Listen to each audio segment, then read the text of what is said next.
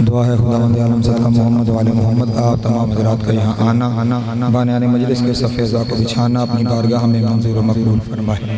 आप जितने हज़रात यहाँ पर तशरीफ़ जितनी हाजतें लेकर आए हैं मौला आपकी हाजतें पूरी फरमाए। जो परेशान हाल हैं मौला परेशानियाँ दूर फरमाए। जो मकरूज़ हैं उनके कर्ज़ गैब से अदा हो जाएँ। जो बेरोज़गार हैं मौला इज़्ज़त वाला रोज़गार अता फरमाए। जो बारोज़गार हैं मौला रिज़्क़ में बरकत अता फरमाए। जो हज व ज़ियारत के मुश्ताक़ हैं मौला हज व ज़ियारत नसीब फरमाए। जो बे औलाद हैं मौला औलाद नरीना अता फरमाए।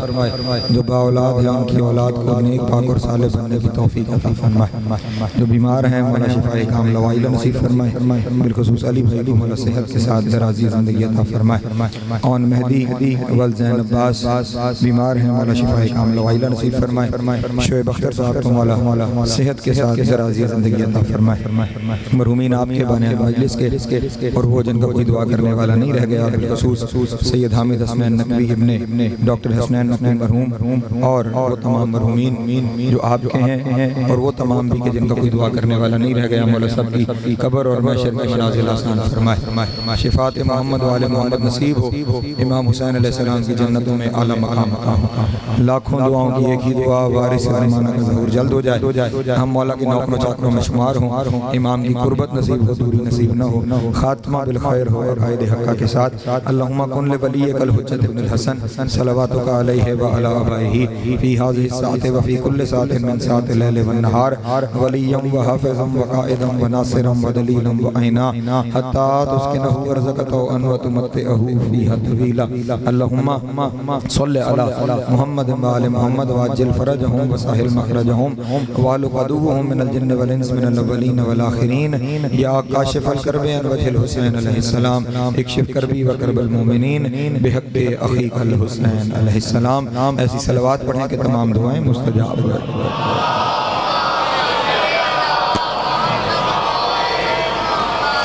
औज़ु बिल्लाहि मिनश शैतानिर रजीम बिस्मिल्लाहिर रहमानिर रहीम। अल्हम्दुलिल्लाहिल अव्वल बिला अव्वलिन कान क़ब्लुहु वल आख़िरु बिला आख़िरिन यकूना बअदुहु कसरत अन रुयतिही अब्सारुन नाज़िरीन व अजज़त अन्नातिही अवहामुल वासिफ़ीन व सल्लल्लाहु अला अशरफिल अंबिया वल मुरसलीन व ख़ातमन नबिय्यीन अबिल क़ासिम मुहम्मद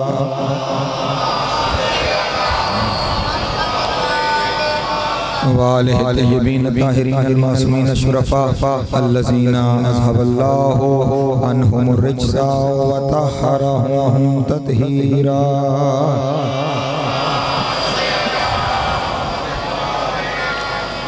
वल्लअनतु दाइमतु अला अदाइहिम अजमईन मिन यौम अदावतिहिम इला क़याम यौमिद्दीन। अम्मा बअदु फ़क़द क़ाल अल्लाहु तबारक व तआला फ़ी मुहकम किताबिहिल मजीद व फ़ुरक़ानिहिल हमीद व क़ौलुहुल हक़ व हुवा अस्दक़ुस सादिक़ीन। बिस्मिल्लाहिर रहमानिर रहीम।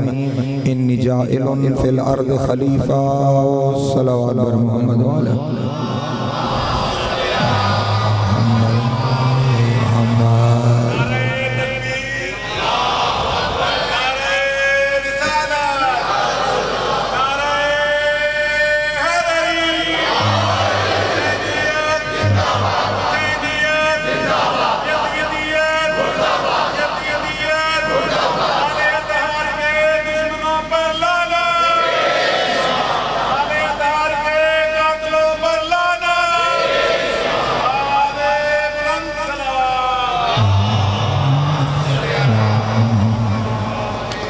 रोज़ाना आप अहबाब से अर्ज़ करना पड़ता है। थोड़ा मेहरबानी फरमाए करीब होके बैठ जाया करें। बाद में फिर जो हज़रात तशरीफ़ लाते हैं वहाँ पे खड़े रहते हैं। थोड़ा मेहरबानी करें और फिर खास तौर पे ये आगे खाली जगह तो बिल्कुल भी मुनासिब दिखाई थोड़ा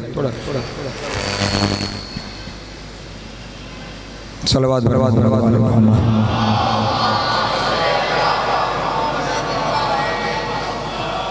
कल भी जब सवाल आए थे तो अर्ज़ किया था कोशिश, सिर्फ कोशिश नहीं, इस बात को यकीनी बनाएं कि आप जो भी सवाल करें वो सवाल मौजू से मुताल्लिक होना चाहिए, ताकि मौजू अपनी जगह से ना हटने पाए, वरना उसके अलावा जो है वो सवाल आप मुझे सोशल मीडिया पे भी भेज दें, मैं वहाँ पे भी उसका जवाब आपको दे दिया करूँगा।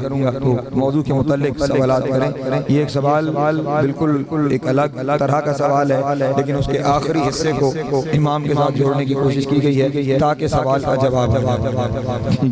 सवाल इस्लाम या शरीयत में मुता की कोई खास दलील क्या है? हमारे अहले तशरीह हज़रात को बहुत सी जगहों पर सुनने को मिलता है कि आप हज़रात के लिए आसान है कि जो पसंद हो और पता नहीं क्या क्या। हमारी नौजवान नस्ल को इमाम ज़माना से दूर करने का एक तरीका ये भी बनाया गया है कि जनाब आप लोग मुता क्यों करते हो? अज़ान मोहतरम, सबसे पहले तो ये अर्ज़ है कि हमारे मकतब में कोई एक मसला भी ऐसा नहीं है जिसे अल्लाह ने कुरान में न बयां किया कतई। और पिछले 1400 सालों से हम इस चीज़ को दुनिया के सामने बताते चले आ रहे हैं कि हमारे यहाँ जो कुछ है या वो अल्लाह का कुरान है या मुस्तफ़ा का फरमान है। इस मामले में भी सूरह मुबारक निसा की आयत नंबर 24 को जाकर आप लोग देख लीजिएगा। उस आयत में खुदावंद आलम की तरफ से इसी हुक्म मुता का हुक्म भी दिया गया है और इस हुक्म को राइज भी किया गया है। इस हुक्म के होने और राइज होने में बैनुल मसालिक कोई इख्तिलाफ नहीं है। उस तरफ से भी कहते हैं कि जायज था और रसूल अल्लाह के दौर में होता था। हमारे यहाँ भी आयतें और रिवायतें इस पर मौजूद हैं। अब ये कहते हैं कि गलत हो गया। अजब बात है, जो रसूल के दौर में ठीक था वो अब गलत क्यों हो गया? तवज्जो फरमाइए। या तो आप इनकार कर दीजिए कि सिरे से था ही नहीं। इनकार कराने की वजह जो इस वक्त एतराज है वो एतराज ये है कि जनाब वाला ये तरीका-ए-कार ठीक नहीं है। खुदा न खास्ता इसे जिना के साथ जोड़ा जाता है कि ये तरीका-ए-कार ठीक नहीं है। अगर ठीक नहीं था तो अल्लाह और रसूल ने इजाजत क्यों दी थी? उनका इजाजत देना, हम पे फतवा क्यों लगाने से पहले अल्लाह और रसूल पे फतवा लगाओ और कुरान से आयत निकालो। ठीक है ना जनाब वाला कि आयत मौजूद है तो इसका मतलब था और आप भी मानते हैं कि था। तो जो रसूल के दौर में शरई था वो बात रसूल गैर शरई कैसे हो जाए? जो नमाज रसूल के दौर में थी वो बात रसूल नमाज खत्म हो जाएगी? नहीं अज़ीज़ान मोहतरम, कुरान मजीद की आयत है रसूल के दौर में था, अगर वहाँ ठीक था तो अब भी ठीक है। इख्तिलाफ यहाँ पे आके पैदा होता है कि वो कहते हैं कि रसूल अल्लाह ने इसे खत्म कर दिया था और खैबर की जंग के दिन रसूल अल्लाह ने इसे खत्म करने का ऐलान कर दिया था। तो अज़ान मोहतरम गुजारिश ये है कि हमारे यहाँ कोई एक रिवायत भी ऐसी नहीं है कि जिस रिवायत में लिखा हुआ हो कि रसूल ने इसे खत्म कर दिया था और रसूल इसे खत्म करेंगे भी नहीं। उसकी वजह ये है कि आयत को मनसूख करने के लिए आयत आती है, हदीस नहीं। तवज्जो अमर भाई, आयत को मंसूख करने के लिए आयत आएगी, हदीस नहीं आएगी। तो इसलिए अगर कोई आयत है तो हमें दिखाएं और अगर आयत नहीं है तो फिर बहस न करें। ठीक, अब मामला आ गया कि रसूल ने मंसूख किया, तो मैं ये अर्ज करता हूँ कि हमारी किसी एक किताब में नहीं है कि रसूल ने मंसूख कर दिया हो। खैबर के दिन हमारी किसी किताब में नहीं है कि रसूल ने मंसूख कर दिया हो। आपकी किताबों में है तो आप जाने, आपकी किताबें जाने। हमारा क्या लेना देना? हमारी किसी किताब में नहीं है कि रसूल ने मंसूख कर दिया। आप मेरी किताब में एक रिवायत नहीं दिखा सकते कि रसूल ने मंसूख किया हो, और मैं आपकी किताब में 20 रिवायतें दिखा सकता हूँ कि जिनमें वाज़ेह लिखा हुआ है रसूल ने मंसूख नहीं किया, बाद रसूल मंसूख किया गया। जो है ना, मेरी किताब से रिवायत कोई नहीं मिलेगी। आपकी किताबों से रिवायतें मिलेंगी कि रसूल ने मंसूख नहीं किया था, बाद रसूल मंसूख किया गया। और हमारे मज़हब का ये कानून है कि हुज्जत के हुक्म को सिर्फ हुज्जत बदल सकती है। किसी और को हुक्म बदलने की इजाजत नहीं है। इसलिए अगर आप कहीं अमल करते हैं, सौ बिस्मिल्लाह, आप अमल करते रहिए। हमारे यहाँ कोई मामला ऐसा नहीं है। एक और बात भी नौजवानों के ज़हनों में वाज़ेह कर दूं कि ये क्या हुआ थोड़ी देर के लिए। देखें, मैंने पहले दिन से जहाँ से अपनी तकरीर को शुरू किया था, इस्लाम दीन फितरत। इस्लाम क्या है? फितरत में जो चीज इंसान फितरतन जिस तरफ रागिब होता है, कभी भी दीन इस्लाम उसे मना नहीं करी। जिस चीज की तरफ इंसान फितरतन रागिब होता है, दीन इस्लाम उसे मना नहीं करता। दीन सिर्फ और सिर्फ फितरत पर अमल के कवायद मुरतब करता है ताकि माशरे में बेइतदाली ना होने। तवज्जो इंसान को फितरत में है, इसे भूख लगती है, ये खाना खाता है। अब खाना कभी दीन हराम नहीं करेगा। तवज्जो, खाना हराम नहीं करेगा। हाँ, खाने की चीजों में वो आपका फायदा देखकर कि ये चीज आपके लिए फायदेमंद है और ये आपके लिए नुकसानदेह है, वो कानून मुरतब कर देगा, ये खाओ और ये ना खाओ। यानी जो चीज फितरत में है उसके लिए कानून होगा, लेकिन उसे हराम नहीं किया जाएगा। ये क्या करूं, नंबर के मौजूद नहीं है, लेकिन मजबूरी है। मर्द और मस्तूर का ताल्लुक फितरत में। जब फितरत में है तो इस्लाम इसे हराम नहीं करेगा, इस्लाम इसके लिए कानून मुरतब करेगा कि इस ताल्लुक का तरीका ये होना चाहिए और ये ताल्लुक फलां के साथ हो सकता है और फलां के साथ नहीं हो सकता, और इस ताल्लुक को मुरतब करने का तरीका ये होगा। सिर्फ अल्फाज और तरीके की तब्दीली हलाल को हराम और हराम को हलाल कर देगी। मैं एक मिसाल आपके सामने वाज़ेह करूं। एक लफ्ज़ हमारे यहाँ सूद हराम है। सूद क्या है? किसी को पैसे दिए गए और उसने आपके साथ ये तय किया कि तुम इन पैसों के बदले मुझे इतना पैसे दोगे, तो ये क्या है? मैं तुमसे इतने पैसों के बदले इतने पैसे लूंगा, ये सूद के तौर पे।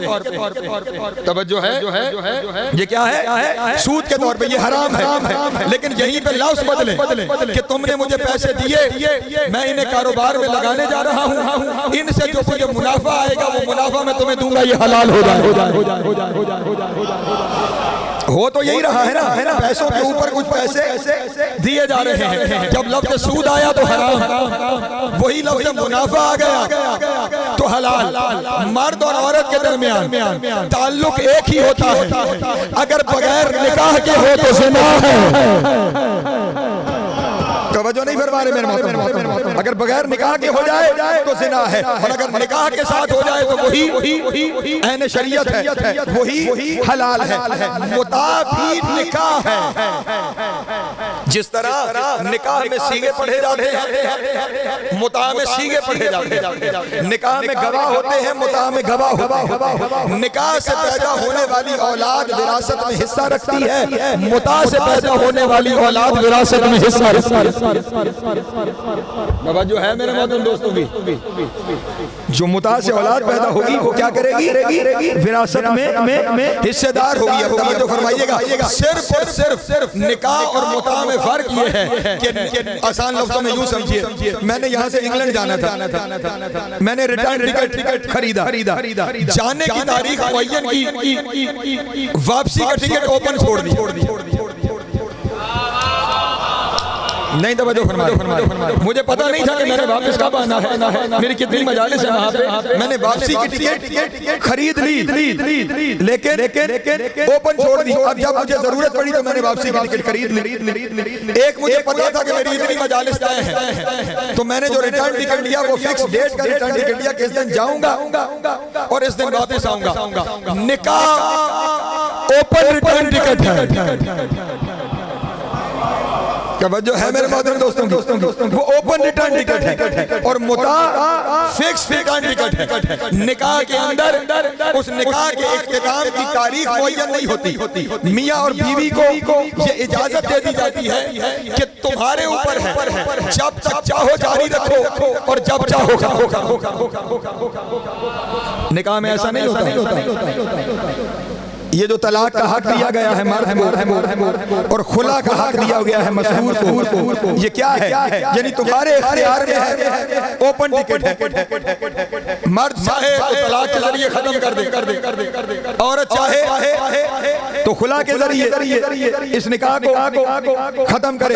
खुला के खुला तरीके हैं, इस वक्त उस पे बहस का वक्त नहीं है मेरे पास, लेकिन मर्द चाहे तो तलाक से खत्म कर दे, औरत चाहे तो खुला के जरिए खत्म कर दे। मुता में भी बिल्कुल यही मामला है, सिर्फ इसमें होता यह है वहां पे खुली छुट्टी है जब चाहो, और इस मामले में एक डेट मुअय्यन कर दी जाती है, एक वक्त मुअय्यन कर दिया जाता है कि हमारा निकाह उस वक्त तक बाकी रहेगा।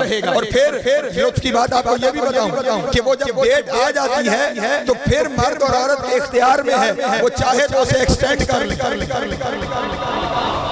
फिर उनके इख्तियार में है कि वो चाहे तो उसे बढ़ा ले और चाहे तो उसी निकाह को, उसी मुता को निकाह में कन्वर्ट कर ले, उसे दायमी बना डाले। यानी निकाह और मुता में सिर्फ और सिर्फ फर्क इख्तियार का फर्क है, तारीख के मुअय्यन करने का फर्क है। उसके अलावा जो कुछ है, जो कुछ निकाह में है वही कुछ मुता में, सब कुछ निकाह का मुता में मौजूद है। इसलिए इन बहसों में न उलझा कीजिए। फिर मैं अपने दोस्तों तक एक पैगाम और पहुंचा दूं, खास तौर पे नौजवानों तक, मुता तो बड़े दूर की बात है। जब किसी के साथ बहस होती है ना तो बहस असूलों पर होती है। बहस किस पे होती है?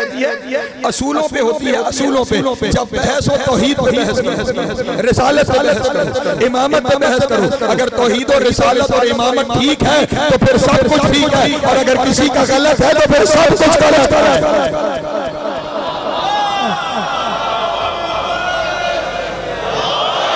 फरुआत में उलझाया ही इसलिए जाता है कि असूल की तरफ ना आया जाए, इसलिए बहस का कानून रखें, उसूल पे बहस। ये सारी फरुआत हैं, मुता कोई दीन के वाजिबात में से नहीं है कि उसके ऊपर बहस करना शुरू कर दी जाए। तौहीद है वाजिब, रिसालत में वाजिबात, इस पे बहस किया करो, इस पे हमें बताया करो वो अल्लाह कैसा है जिसकी एक टांग जहन्नुम में है। तवज्जो है मेरे मोहतरम दोस्तों, परेशान तो नहीं हो रहा? एक सलवात पढ़ें बाबा बुलंद।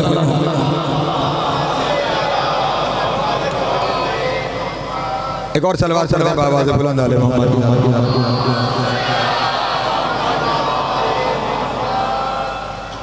गुफ्तगू है हमारी मारिफत इमाम ज़माने, इस बार मारिफत इमाम और अतात इमाम।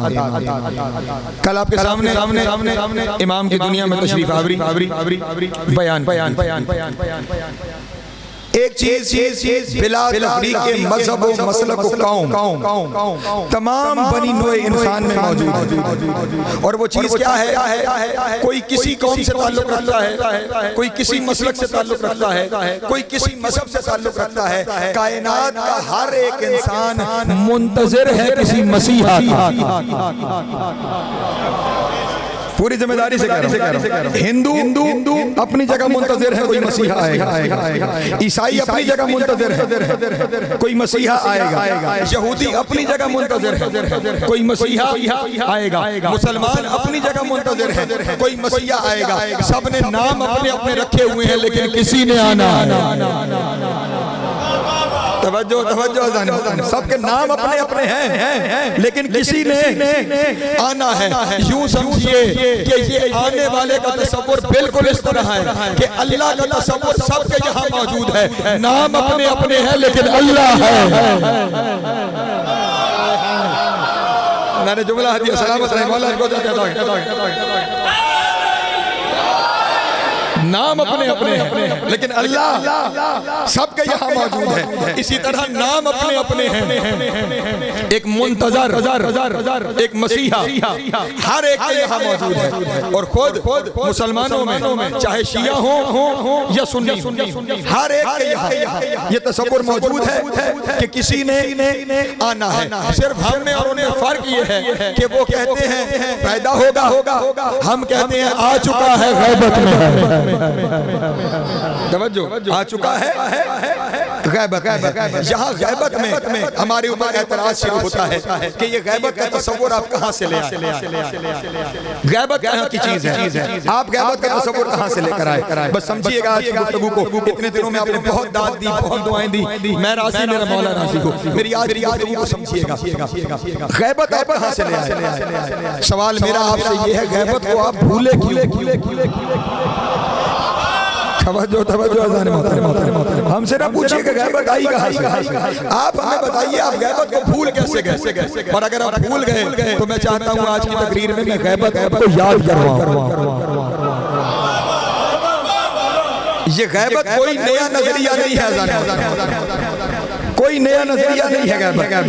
गैबत जो इंसान पहला अल्लाह ने जिसके बनाने का ऐलान किया था ना, तो इरशाद फरमाया इन्नी जाइलुन फिल अर्द खलीफा, मैं जमीन पे खलीफा बनाने वाला हूँ।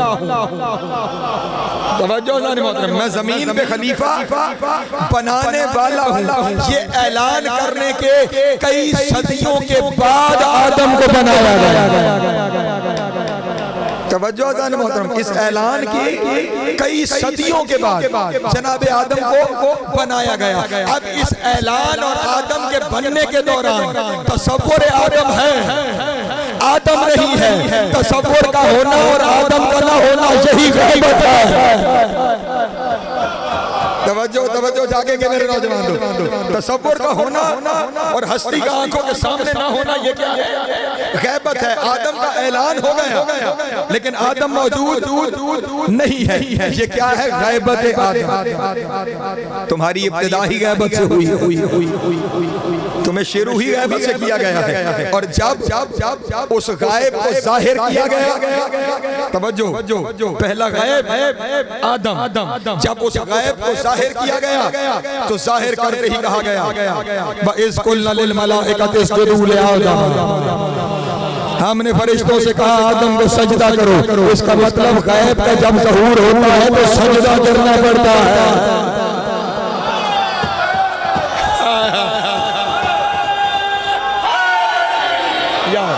कुरान मजीद लेके आओ। गैब का जब ज़हूर होता है तो फिर उसे सजदा करना पड़ता है। जब पहले गैब का ज़हूर हुआ था तो उस वक्त जितने थे उन सबको सजदा करना पड़ा। और जब आखिरी गैब का ज़हूर होगा फिर भी हर एक को, और ये मैं अपनी तरफ से नहीं कह रहा, इजाजत है कुरान से दो आयतें दोस्तों के सामने पढ़ दूं। एक सलवात पढ़े आवाज़ बुलंद आले जल्दी से, वक्त कम है, बातें ज्यादा है। सलवात पढ़े आवाज़ बुलंद आले मोहम्मद।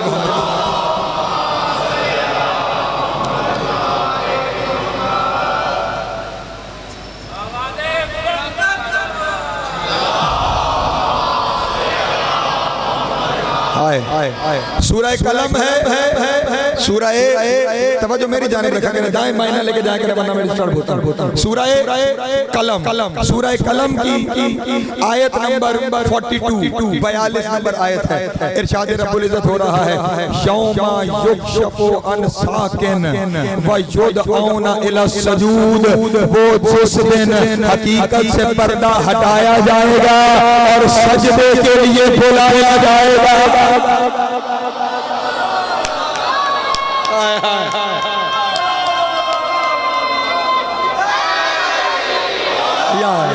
सलामत मौला को मैं शिया सुन्नी उलमा की जिम्मेदारी ले रहा हूँ। लफ्ज़ आया युक्शफु साकिन, युक्शफु अन साक, युक्शफु साक का तर्जुमा मौलाना मौदूदी ने भी यही लिखा है और अब्दुल्लाह इब्न अब्बास ने भी इस तर्जुमे को यही किया है कि ये अरबी ज़बान का मुहावरा है कि जब किसी सख्त वक्त में किसी हकीकत से पर्दा हटाया जाए तो उसे कहते हैं युक्शफु साक, हकीकत से पर्दा हटाना। अल्लाह कह रहा है यौमा युक्शफु अन साक व युदऔना इला सुजूद, जिस दिन हम हकीकत से पर्दा हटाएंगे। वयुदऔना इला सजूद, उस दिन हम सजदे की तरफ बुलाएंगे।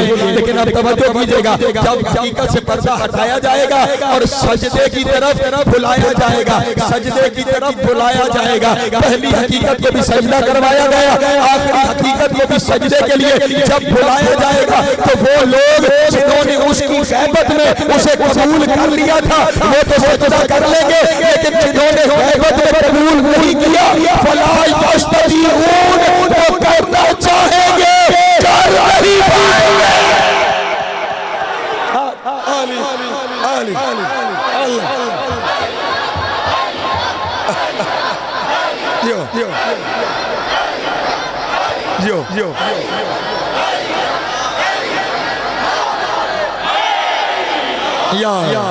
सलामत है मेरे मोहतरम दोस्तों की तवज्जो है, मौला आप सबको सलामत रखे। वो जिस दिन बुलाया जाएगा हकीकत से पर्दा हटाकर, कैसे सजदा करो, इसे सजदा करो। आज गायब को छोड़ो, आज हाजिर को सजदा करो, सजदा करो। फला यस्ततीऊन, उन्हें तौफीक ही नहीं मिलेगी, कोशिश करेंगे लेकिन उन्हें सजदे की तौफीक नहीं होगी। लफ्ज़ तफसीरों में ये है कि उनकी कमरें ऐसी हो जाएंगी जैसे सींग सख्त हो जाता है। जानवर का सींग देखा है, वो सख्त होता है, मुड़ता नहीं, तो उनके कमर ऐसी हो जाएगी जैसे जानवर का सींग, और फिर वो कमर झुका नहीं पाएंगे। जब कमर नहीं झुक पाएगी उस हकीकत मुंतज़र के सामने, अल्लाह यौम युक्शफु अनिस्साक व यदऊना इला सजूद। इसी बारे में इकबाल ने कहा था, ऐ हकीकत मुंतज़र, जो है कभी यह हकीकत मुंतज़र नजर आ लिबास मजाज में कि हजारों सजदे तड़प रहे हैं मेरी जबीन नयाज में, जिनकी जबीन में तड़प रहे हैं ना वो सजदे में चले जाएंगे, और जिनके अंदर जिन्होंने नहीं माना वो झुक नहीं पाएंगे। जब नहीं झुक पाएंगे तो क्या होगा? तवज्जो, खाशिअतन अब्सारुहुम, शर्म से उनकी निगाहें झुक जाएंगी, शर्म से उनकी निगाहें झुक जाएंगी। अल्लाह अकबर, लफ्ज़ सुनिएगा, तरहकुहुम ज़िल्लतन, उन पे जिल्लत का गलबा हो जाएगा। जिल्लत से बचना चाहते हो आज मान लो, जिल्लत से बचना चाहते हो आज मान लो, वरना तुम पे जिल्लत का गज़बा हो जाएगा। तवज्जो फरमाइएगा, फ़क़द कानू युदऔना इला सजूद व हुम सालिमून, जब तुम अच्छे भले थे तब हम बुलाते थे, तुम सजदा करते नहीं थे। आज तो जिल्लतों ने तुम्हें घेर लिया है, आज तो शर्म से तुम झुके जा रहे हो। और खुदा की कसम क्या कहने, ये पूरी आयतें जितनी है ना यहाँ से सूरह कलम की, अगर आप पढ़ते चले जाएंगे ना आपको इमाम की मारिफत में इजाफा होता चला जाएगा। मेरे पास वक्त नहीं है वरना मैं सारी आयतें आपके सामने पढ़ देता, लेकिन यहाँ पे अपने हबीब को बस 2 आयतें और सुन लीजिए और फिर मैं खैबर की तरफ चले जाऊँ।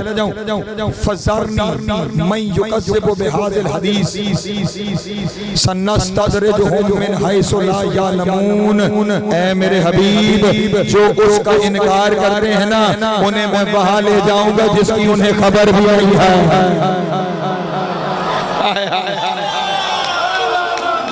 अल्लाह अकबर,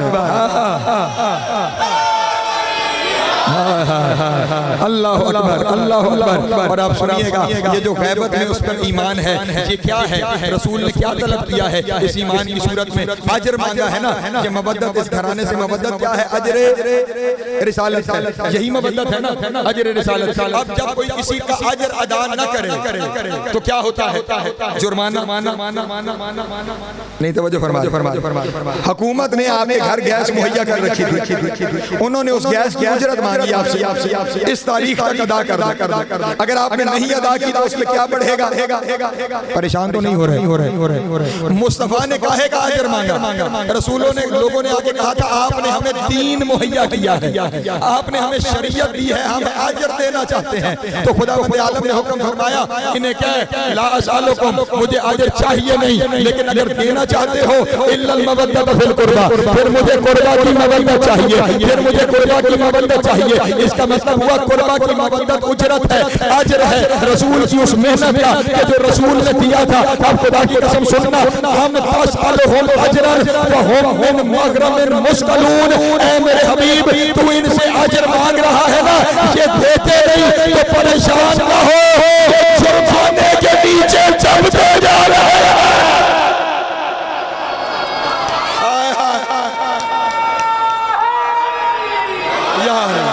तो जो है मेरे मोहतरम दोस्तों, सलामत रहे, मौला को ज़ात अता फरमाए। अगर ये अजर नहीं दे रहे ना, तो ये जो इस वक्त नहीं झुक पा रहे ना, ये जो नहीं झुक पा रहे, इनकी कमरें उस अजर के बोझ के नीचे आ चुकी है। उस बोझ की वजह से अब ये झुक, कंधे पे बोझ हो तो कोई सजदा कर सकता नहीं होगा ना सजदा, क्योंकि कंधे पे बोझ है। अल्लाह ये बोझ काहे का है? जो अजर रिसालत अदा नहीं किया। अजर अपनी जगह, उस पर जुर्माना भी आ गया। अब वो झोंक नहीं पाएंगे। इसका मतलब जो अजर रिसालत अदा नहीं करता वो झोंक नहीं सकता। अम इंदहुमुल गैब फहुम यक्तुबून, ये जितना जुर्माना हो रहा है वो गैब में लिखा जा रहा है। हाय हाय हाय हाय, ये जितना जुर्माना हो रहा है ये सारा कुछ गैब में लिखा जा रहा है। और मेरे हबीब, परेशान होने की जरूरत नहीं है। ये जितने भी लोग हैं ना, ये लोग कौन हैं? अब हम जब किसी का जिक्र करते हैं ना जो अल्लाह की हुज्जत है, तो लोग हमें कहते हैं कि ये मजनून है, ये पागल है, किसी गैब की हकीकत पर यकीन रखे हुए है, ये पागल है। तो उस वक्त खुदावंद आलम इरशाद फरमा रहा है, ऐ युकादुल लज़ीना कफरू ला युज़लिमूनका बिअबसारिहिम लम्मा समिअु ज़िक्रा व यक़ूलूना इन्नहुम मजनून व मा हुवा इल्ला ज़िक्रुन लिल आलमीन। है मेरे हबीब, ये काफिर है। हाय हाय, तवज्जो नहीं फरमा रहे, तवज्जो नहीं फरमा रहे। ये काफिर है, ये काफिर है कि जब मौला का जिक्र करते हैं ना, हमें घूरते हैं कि ये किसका जिक्र कर रहे हैं। जो गैर में बैठे हुए कुरान के लफ्ज़ यही है कि ये काफिर जब जिक्र को सुनते हैं तो तुम्हें घूरते हैं।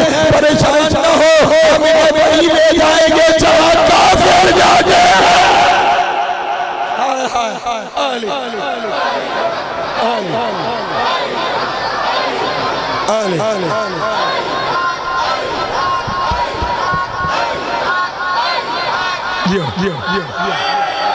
अंदर रखना बेटा, तवज्जो है मेरे मोहतरम दोस्तों। हाँ, ये जिक्र इलाही है जो गैब में है। ये जब ज़हूर करेगा, पर्दा हटाया जाएगा तो फिर इसे इसकी तरफ सजदे के लिए बुलाया जाएगा, जैसे पहले गैब की तरफ सजदे के लिए बुलाया। इसका मतलब गैबत कोई नया नजरिया नहीं है। जो पहला था वो गैब। दो तीन और गैब का तज़किरा कर दूं ताकि नौजवानों के ज़हनों में दलीलें बैठ जाएं कि गैब कोई नई चीज़ नहीं। हजरत आदम के बाद उनकी नस्ल में जो अगला अजीम नबी आया उसका नाम इदरीस है।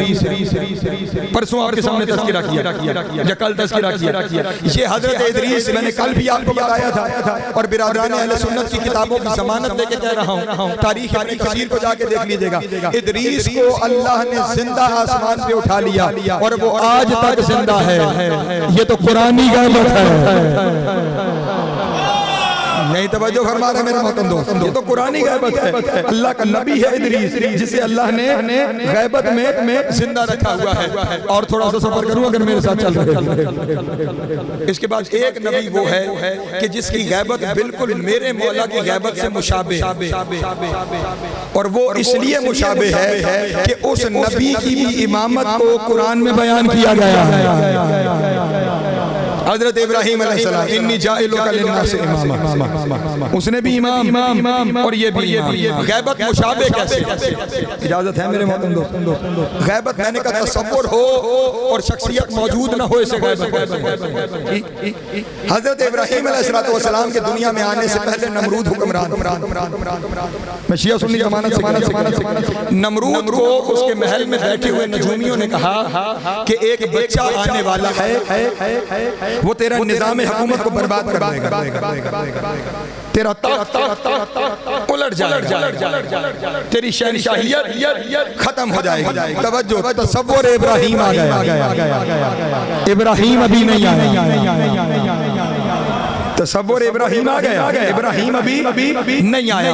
अब जैसे ही उसे पता लगा कितनी मुशाबे है उसकी गैबत मेरे मौला की गैबत से, तसव्वुर इब्राहीम आया, उसने फौरन बादशाह नमरूद ने जितने सालार थे फौजी उन सबको हुक्म दिया शहर में फैल जाओ, जितने नौ मौलूद हैं सबको कत्ल, जितनी औरतें उम्मीद से हैं सबको कत्ल, और जितने मर्द और औरतें हैं उन्हें एक दूसरे से अलग, कोई बच्चा दुनिया में आने ही ना पाए। नमरूद की कोशिश है कि कोई बच्चा दुनिया में आने ही ना पाए, और यही तरीका कार मेरे इमाम के दौर में रखा गया। अब्बासी जानते थे कि मेहदी ने आना, वो बार बार औरतों को मेरे मौला के घर भेजा करता कि अगर कहीं से कोई खबर आए तो हमें बताओ, उसके आने से पहले उसे खत्म कर दिया जाए। यहाँ पे हर दौर के नमरूद का यही तरीका है। जो है मेरे मोहतरम दोस्तों, वहाँ अब नमरूद के फौजी फैल गए, जितने नए बच्चे थे नौ मौलूद सब कत्ल हो गए, जितनी औरतें उम्मीद से थी वो कत्ल हो गई, मर्दों और औरतों को कत्ल अलग कर दिया गया। लेकिन अजब बात है, इस सारे इंतजाम के बावजूद इब्राहीम फिर दुनिया में आ गया। तवज्जो, इब्राहीम फिर दुनिया में आ गया। मौलूद कत्ल हो रहे हैं, जो औरतें उम्मीद से हैं वो भी कत्ल हो रही हैं। जनाब अगतली जो हजरत इब्राहीम की वालिदा है उनके घर भी इब्राहीम ने आना है, सारी औरतें कत्ल हो गई हैं। हजरत अगतली इब्राहीम की वालिदा क्यों कत्ल नहीं हुई? कत्ल न होने की क्या वजह थी? हर मसले अपनी अपनी किताबों को जाके देखे, हर एक किताब में यही लिखा हुआ है कि अगतली के घर कोई आसार ही नहीं थे जिनसे पता चलता कि कोई पंजा आने वाला है। इसका मतलब हुज्जत जब आती है आसार नहीं होते, नज़ूल होता।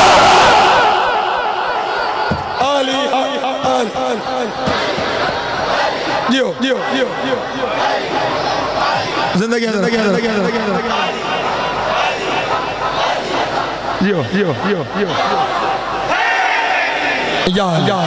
तवज्जो है मेरे मोहतरम दोस्तों की, गैबत समझ में आ गई, तसव्वुर था।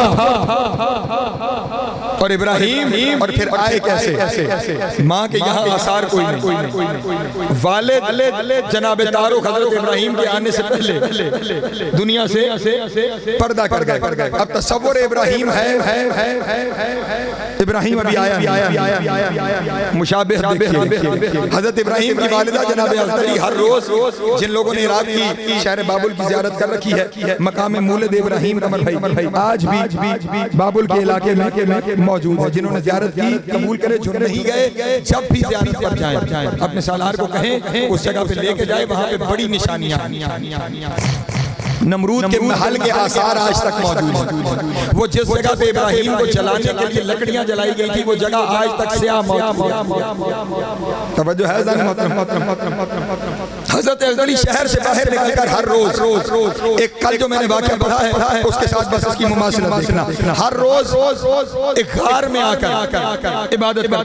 अब एक रोज जो तशरीफ लाई गार में महवे इबादत थी, वो फरमाती है जगह जाकर एक नूर के पर्दे ने मुझे घेरा और मुझ पे कनूत की तारी होना शुरू हुई। कहती मुझे कुछ पता नहीं कि क्या हुआ है, लेकिन जब मेरी आंख खुली तो मैंने देखा मेरे पहलू में बच्चा है।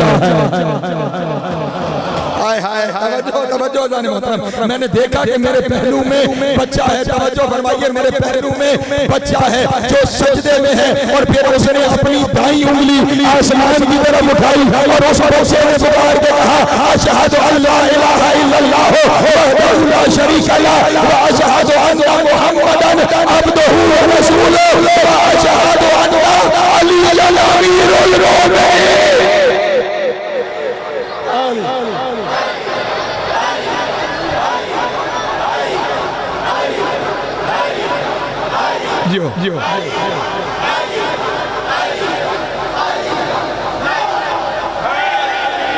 यार सलामत रहे मौला आपको जल्द फरमाए। तवज्जो है मेरे मोहतरम दोस्तों, वहाँ गार में इब्राहिम दुनिया में आए और फिर यहाँ पे जो रिवायत पढ़ी अपनी किताबों से रिवायत पढ़ी। अब जो पढ़ने जा रहा हूँ बिरादरान की जमानत लेके कह रहा हूँ, 13 साल हजरत इब्राहिम गार में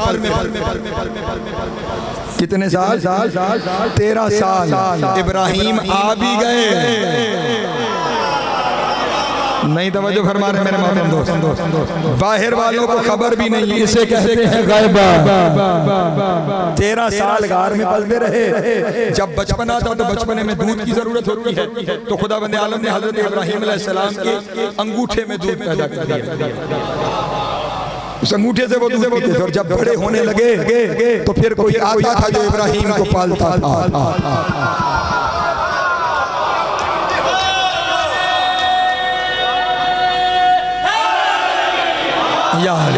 और ये कौन था जो इब्राहिम को पालता था? जाहिर उस दिन हुआ जिस दिन इब्राहिम को आग में फेंका गया। फिर यहाँ शिया सुन्नी किताबों की जिम्मेदारी ले रहा हूँ। हजरत इब्राहिम को जब आग में फेंका गया, और इस रिवायत का रावी नमरूद खुद है, क्योंकि उसने मीनार बनाया था कि मैं इब्राहिम को चलते हुए देखूं। वो चढ़ा था इब्राहिम को चलते हुए देखने के लिए, लेकिन बयान वो कर गया जिसे सुन के मुनाफिक क़यामत तक चलता रहेगा। अल्लाह अकबर, सलामत रहे मौला आपको अता फरमा। उसने रिवायत बयान की, वो कहता है मैंने देखा इब्राहिम जैसे ही आग के दरमियान पहुंचे, आग में एक तख्त लगा हुआ था, जिस तख्त पे एक जवान बैठा था, उसने सब्ज़ रंग का अमामा पहना हुआ था। उसने इब्राहिम को अपने हाथों पे लिया, इब्राहिम को तख्त पे लिटाया और आग को पुकार के कहा या नारन कूनी बर्दन सलाम अला इब्राहिम, आग इब्राहिम के लिए ठंडी हो जा। किसी ने मौला से पूछा था कि मौला जिब्राइल को तो इब्राहिम ने पहले वापस भेज दिया था, ये कौन था कि जिसने इब्राहिम को आग से बचाया? इमाम ने सीने पे हाथ रख के कहा मेरे अलावा हो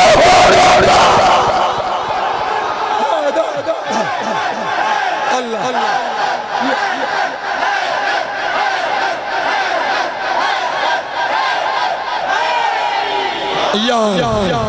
तवज्जो है मेरे मोहतरम दोस्तों, गार में कोई इब्राहिम को पालता रहा, इब्राहिम पलता रहा। गैबत नई चीज तो ना हुई, तवज्जो नहीं फरमा रहे, गैबत नई चीज तो ना हुई, इब्राहिम के लिए भी गैबत। अच्छा फिर मैं अपने इमाम की गैबत के बारे में आपको अर्ज करूं। हमारे इमाम की गैबत ये नहीं है कि इमाम कहीं छुप के बैठे। ये हमारी इमाम की गैबत नहीं है कि वो किसी जगह छुपे हुए हैं, किसी पर्दे में है। ये हमारी गैबत नहीं है। इमाम की गैबत से मुराद ये है वो हम में है और हम उन्हें पहचानते नहीं। वो हम में है, वो हम में है और हम उन्हें पहचानते नहीं है। इसलिए रिवायत है कि जब मौला सहूद फरमाएंगे हर शख्स पुकार के कहेगा मैं तो इनसे मुलाकात कर चुका हूं। जो है मेरे मोहतरम दोस्तों की यानी उनकी गैबत अज़ मारिफत है, पहचान की गैबत है। यही इब्राहिम की गैबत है। 13 साल गार में पलते रहे। 13 साल के बाद माँ शहर में ले आई। अब रह शहर में रहे हैं। नमरूद और नमरूदियों को नहीं पता कि यही इब्राहिम है। जब वही बच्चा है कि जिस बच्चे ने मेरे तख्त को पलट देना है, उसी शहर में रहे, उसी शहर में जवान होते रहे, उसी शहर में कारोबार करते रहे। हाँ, भेड़ बकरियां पालने का कारोबार था जनाब इब्राहिम। शहर में रहते रहे, भेड़ बकरियों को पालते रहे, कारोबार करते रहे। नमरूद को और नमरूदियों को नहीं पता चला कि ये इब्राहिम है। पता उसी दिन चला जिस दिन उसने ऐलान किया कि मैं इब्राहिम हूँ। जिस दिन उसने ऐलान किया कि मैं इब्राहिम हूँ। इसका मतलब जब तक ऐलान न हो जाए तब तक हुज्जत को पहचानता ही कोई नहीं है। तब तक हुज्जत को पहचानता ही कोई नहीं है। लेकिन गैबत शुरू कहाँ से हुई? गार से। हमारे इमाम ये दो हिस्सों में इब्राहिम की गैबत है ना। एक वो कि जब गार में रहे किसी को पता ही नहीं कि दुनिया में आए हैं। दूसरी गैबत वो कि लोगों में आ गए लेकिन लोग पहचान नहीं पा रहे। तवज्जो वहाँ वो गैबत पता ही नहीं, यहाँ वो गैबत के लोग पहचान मारिफत नहीं है। यही मामला हमारे इमाम का है कि यहाँ पहचाना नहीं जाएगा। पहचान उसी दिन होगी जिस दिन वो ऐलान करेगा कि मैं आ गया हूँ। एक मंजिल और तुम्हें आगे लेकर चलता हूँ। ये नहीं, फिर गैबत शुरू कहाँ से हुई? गार से। हमारे इमाम की गैबत भी कहाँ? गार में। कभी कभी ना कुछ तकफीरी आपको तकरीरें करते सुनाई देंगे। इतना बुज़दिल है तुम्हारा इमाम है या नहीं? मेरे नौजवान दोस्त मीडिया यूज, इतना बुज़दिल तुम्हारा इमाम गार में छुप के बैठा हुआ है। ख्याल करना, अगर गार में पर्दा करने का नाम डर के छुप जाना है तो बात बड़े दूर तक जाएगी।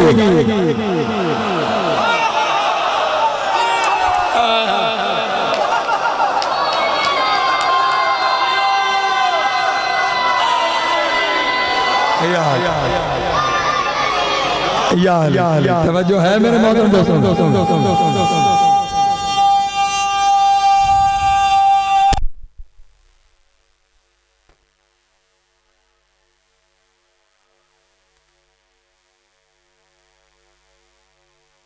बेटा उठ जा या बैठ जा, जाओ चल।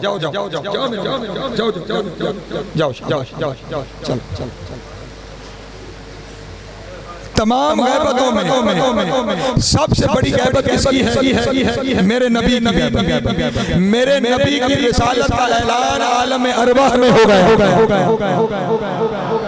वहाँ आलम अरवाह में मेरे नबी की रिसालत का ऐलान हो गया। और फिर सिर्फ आलम अरवाह में नहीं हुआ, जो नबी आता रहा वो आकर बताता रहा एक आएगा।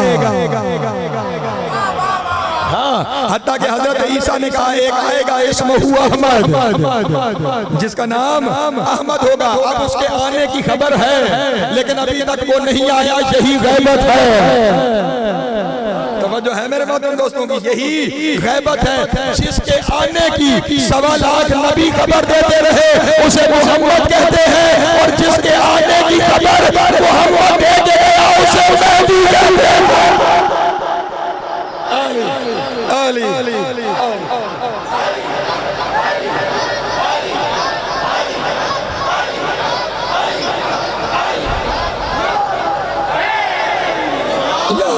मैं आपकी मोहब्बतों का शुक्रगुजार। मैंने नतीजे तक जाना है, बस नतीजे तक मेरे साथ सफर करें। दिन हमारे पास 2 रह गए हैं, अभी सफर बहुत बाकी। परेशान तो नहीं हो रहे? ये वो गैबत कि जब ऐलान होता रहा तो गैबत आएगा, और उसके आने की खबर हर मजहब वालों को थी।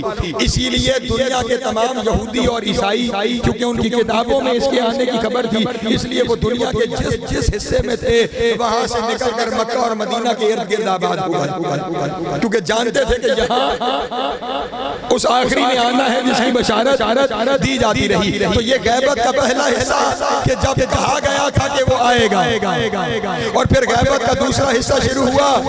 17 रबीउल अव्वल यकम आमुल फील ये नाज़िल हो गया। तवज्जो है मेरे मोहतरम दोस्तों की, ये नाजिल हो गया। अबू तालिब की हवेली में पलता रहा, मौजूद उन्हीं के दरमियान था, पता उन्हें भी था, पहचान नहीं रहे थे। तवज्जो है ना मेरे मोहतरम दोस्तों की, उन्हीं मक्के वालों में रह रहे थे ना।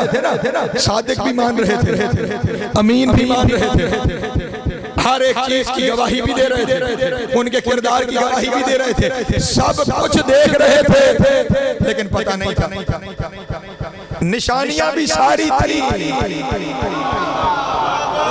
नहीं तवज्जो फरमा रहे, निशानियां भी सारी थी, लेकिन निशानियों के बावजूद उनमें रहे हैं और फिर नहीं पहचाना जा रहा। जो बंदों में रहे और फिर न पहचाना जाए वही तो हुज्जत है।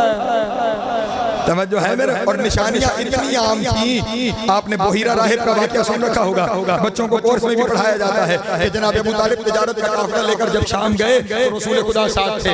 वहां पे एक राहिब का कलीसा था, वो छत से काफिले के आने का मंजर देख रहा था, और जब काफिले ने पड़ाव डाला तो जनाब अबू तालिब के पास गया, और जनाब अबू तालिब के पास जाके कहने लगा, सुनो तुम्हारे काफिले में एक बच्चा है, मैंने देखा है कि जब वो सफर कर रहा था पूरा काफिला धूप में था, उसके सर पे बादल का साया था।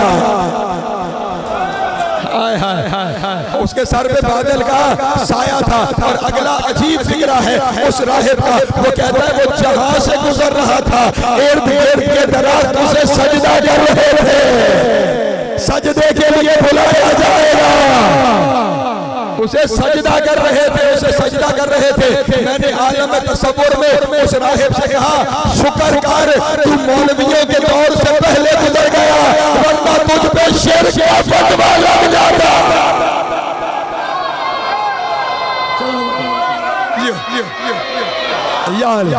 निशानियां सुनिएगा, इनके सर पे बादल है, दरख्त ने सजदा कर रहे हैं, ये जिस पत्थर पे पांव रख रहे हैं उस पत्थर को लालो जवाहिर बना रहे हैं। अजब बात है, ईसाई देखने वाले को निशानियां नजर आ गई और वो जनाब अबू तालिब को कह रहे हैं ये नबूवत की निशानियां हैं, उसे नजर आ गया। और जो साथ थे उन्हें पता नहीं चला, इसका मतलब साथ रहने से फर्क नहीं पड़ता। अल्लाह अकबर, सलामत रहे मौला को या बात पहुंच रही है मेरे मोहतरम दोस्तों। ये मेरे नबी की भी गैबत 40 साल गैबत में पता तब चला जिस दिन दावत अशीरा में कहा मैं उसका भेजा हुआ नबी। तवज्जो है मेरे मोहतरम दोस्तों, मैं उसका भेजा हुआ नबी हूँ। इसका मतलब हुआ गैबत कोई नई चीज नहीं, गैबत कोई नई चीज और गैबत हुज्जत के लिए एक मंजिल में फायदा हुजूर में रहना।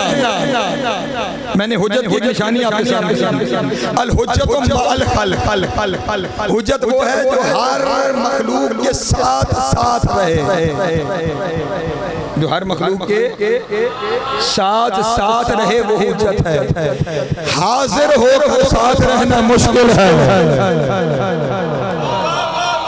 नहीं तवज्जो फरमा रहे, गैब में साथ रहना, लेकिन ये जिसका बेटा है ना वो हाजिर होकर भी सबके साथ रहता था। शायद इसी हुज्जत की दलील के लिए उसने अपनी जिंदगी में एक दलील कायम की थी। माह रमजान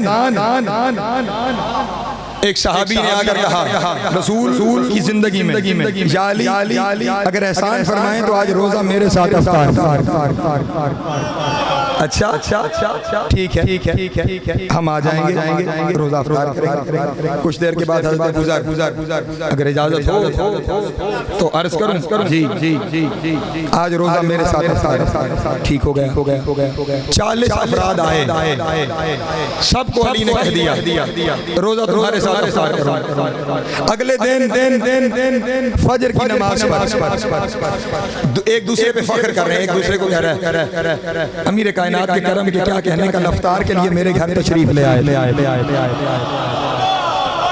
दूसरे ने कहा तू मेरा यार तो है लेकिन झूठ ना बोल, कल अफ्तार में मेरे साथ है।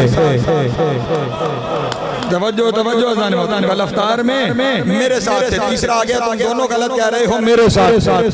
करते करते 40 लोग एक दूसरे से कहने लगे मेरे साथ। अभी वो 40 बहस कर रहे थे कि अबू ज़र आ गया। उन्होंने कहा लो अब मसला हल हो जाएगा। ये वो है कि जिसके बारे में रसूल ने कहा है इससे ज्यादा सच्चे को जमीन ने उठाया नहीं, इससे ज्यादा सच्चे पर आसमान ने साया नहीं किया। इससे फैसला करवाते हैं नबी के सच्चे सहाबी, आप फैसला कर दें। मैं कहता हूँ मेरे घर थे, ये कहता है मेरे घर थे, ये कहता है मेरे घर थे, वो कहता है मेरे घर थे।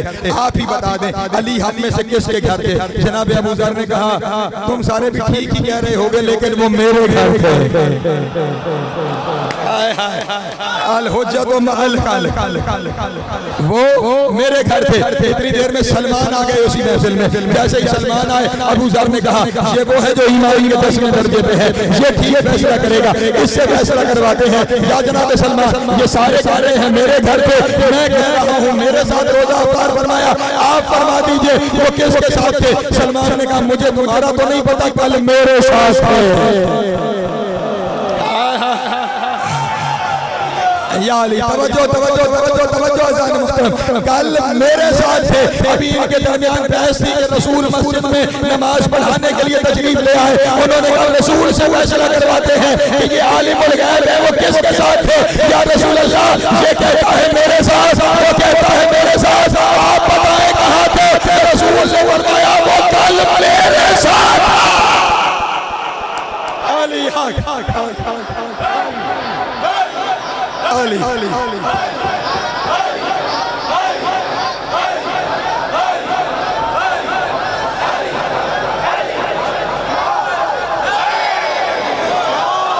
तवज्जो है मेरे मोहतरम दोस्तों की। वो मेरे साथ मौजूद थे, वो मेरे साथ मौजूद थे जब मस्जिद में शोर शोर हुआ। लोग कहने लगे ये क्या हो रहा है, ये क्या हो रहा है, ये क्या हो रहा है। इतनी देर में शोर शोर के हसनैन घर से बाहर आए और उन्होंने पूछा क्या हुआ है, कहा बहस है। सारे कहते हैं अली हमारे साथ था। हसनैन ने कहा वो तो कल घर में थे। हाय हाय वो तो कल घर में थे। लेकिन हुज्जत सिर्फ खालिक के साथ नहीं होती, हुज्जत का मकाम इससे ज्यादा है। अभी ज़मीन वालों की बहस थी कि जिब्रील नाज़िल हुआ और उसने आगे कहा या रसूल अल्लाह, अल्लाह कह रहा है इन्ना अलीयन अफ्तर सौमहु अलल अर्श। अली ने कल ज़मीन पे तो नहीं अर्श पे रोज़ा अफ्तार किया।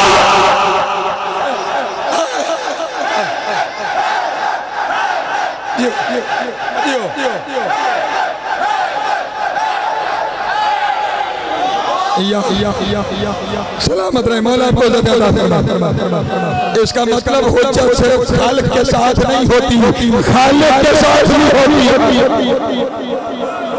अगर जो है मेरे मोहतरम दोस्तों की, जिसका जद हाजिर हो के हर एक के साथ है, फिर वो गायब होके भी हर एक के साथ है।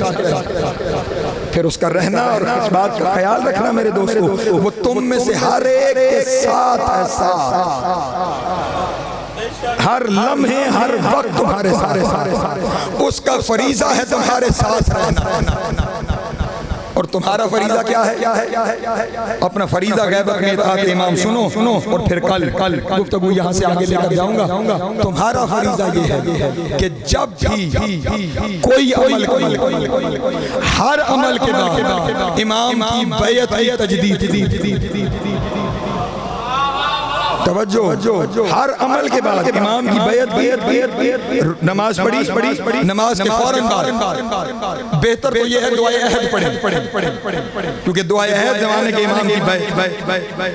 हर अमल के बाद नहीं पढ़ सकते, एक दफा दिन में दुआए अहद की तिलावत जरूर करें, लेकिन हर अमल के बाद इमाम की बैअत की तजदीद करें। और कमर भाई क्या कह के तजदीद करनी है? मौला ये जो मैंने अमल किया है ना, ये अमल मैं इस नियत से कर रहा हूँ कि मुझ तक जो रिवायत पहुंची है वो रिवायत ये है कि ये जो अमल का तरीका है ये आपका तरीका, इसलिए मैंने इस तरीके पे अमल किया है। और अगर कल आप आके तरीका बदल देंगे तो मुझे बदलने में कोई एतराज नहीं होगा।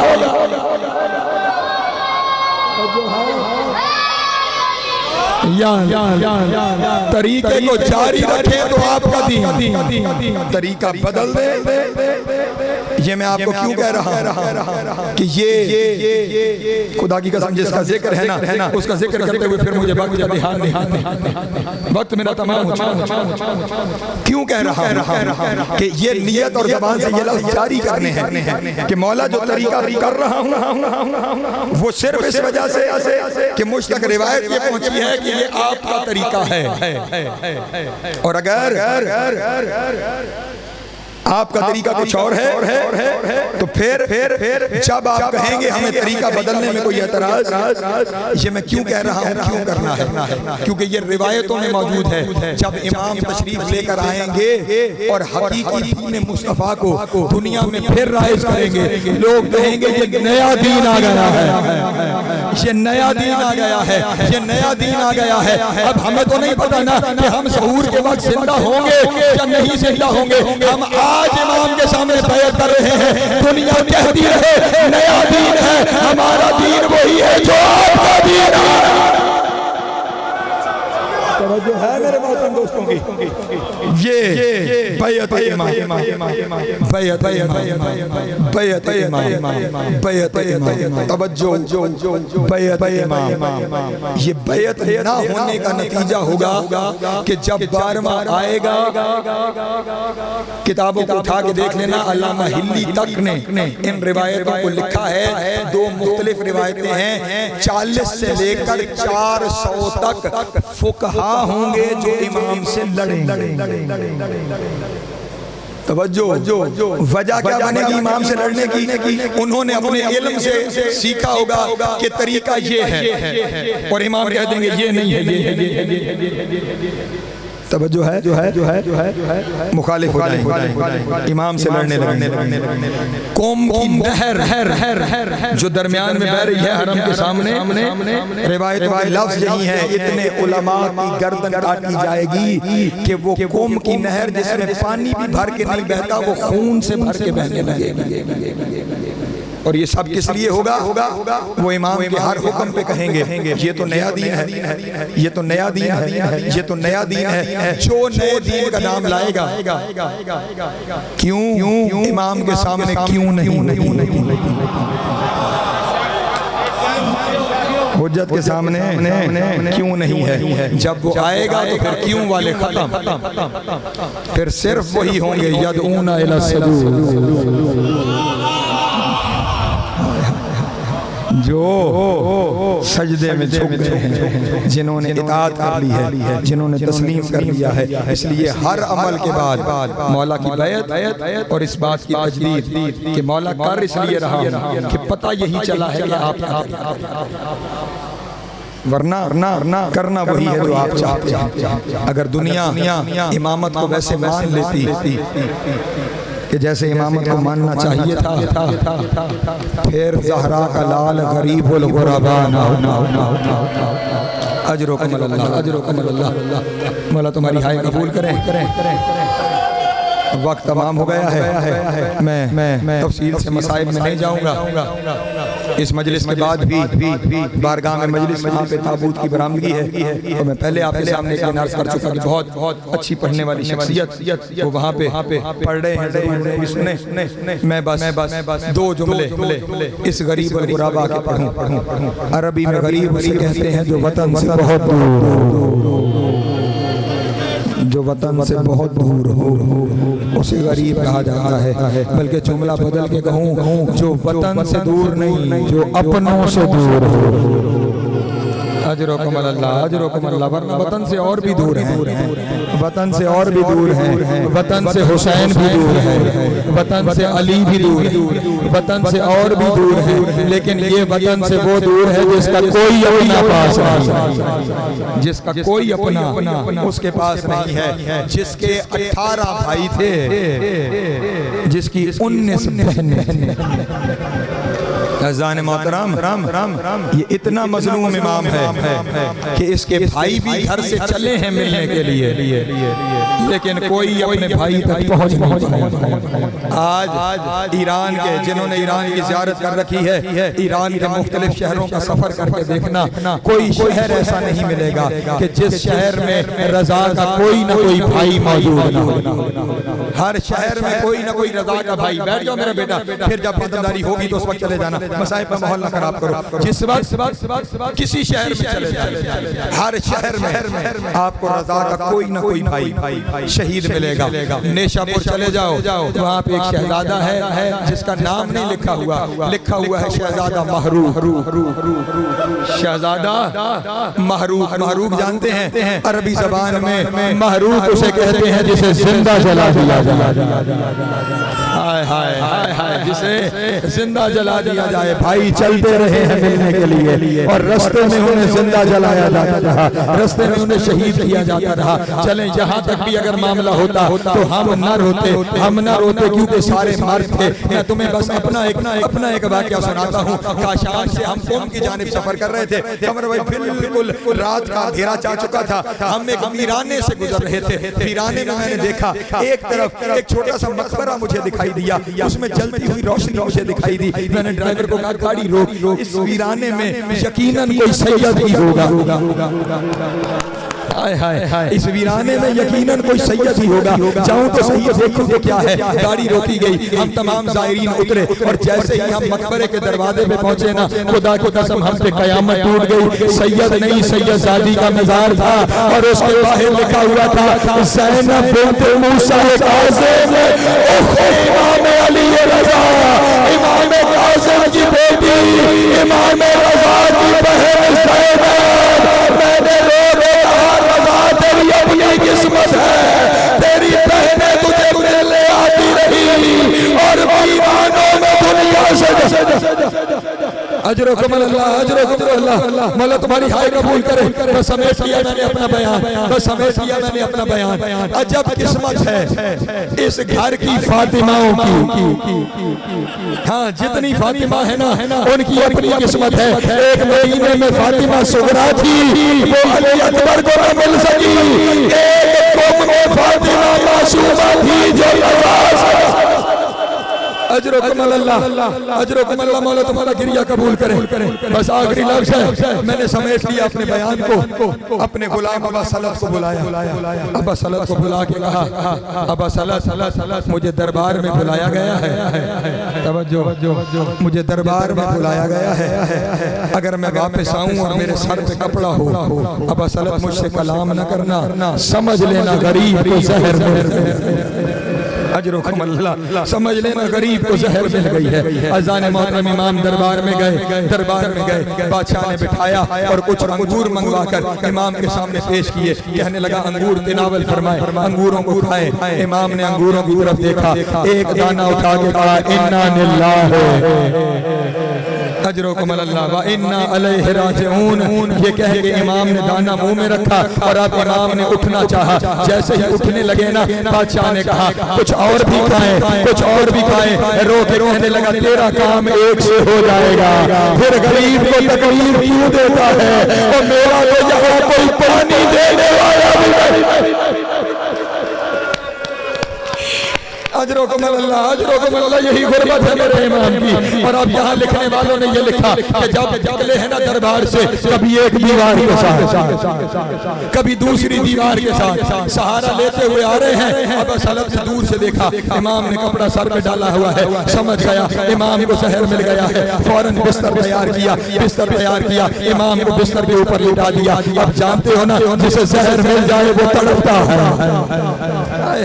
जिसे जहर मिल जाए वो तड़पता है। इमाम बिस्तर के ऊपर तड़प रहे हैं। जुमला सुनोगे, अगला जुमला क़यामत का है। मैंने कहा कि शहादत नहीं पढ़ूंगा, बस एक जुमला पढ़ूंगा। इमाम बिस्तर के ऊपर तड़प रहे हैं। तड़पते तड़पते इमाम को खून की उल्टी आई, इमाम को खून की उल्टी आई। उस उल्टी में जिगर के टुकड़े कट के बाहर आए। जैसे ही जिगर के टुकड़े आए ना, इमाम की हाय निकली, इमाम की हाय निकली। तुम भी हाय कर लेना। इमाम की हाय निकली। जब इमाम की हाय निकली ना, अब से कहा मौला जानता हूँ आपको बहुत तकलीफ हुई होगी, लेकिन मौला हाय ना करे।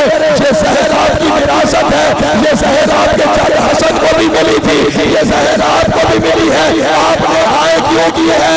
रोज हाय इसलिए की है कि हसन के पास ज़ैनब जैसी बहन थी जो जिगर के टुकड़े हाथों में लेकर और मेरी मासूम बहन जब चला अजरो कमल अल्लाह, अजरो कमल अल्लाह।